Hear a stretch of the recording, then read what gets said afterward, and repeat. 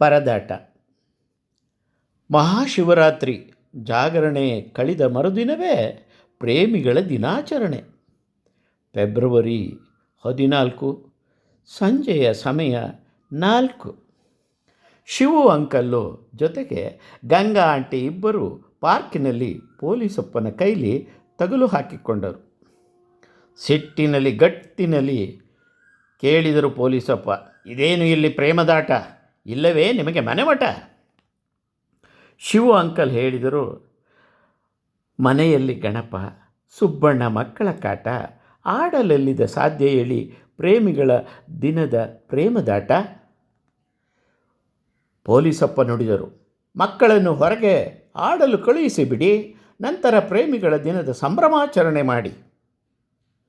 Shivu uncle ಕಣ್ಣು ಮಿಟುಕಿಸಿ ಹೇಳಿದರು, ಮಕ್ಕಳನ್ನೇನೋ ಕಳಿಸಬಹುದು, ಹೆಂಡತಿ ಪಾರ್ವತಿಯನ್ನು ಎಲ್ಲಿಗಪ್ಪ ಕಳಿಸೋದು, ಹೇಗಪ್ಪ ಕಳಿಸೋದು?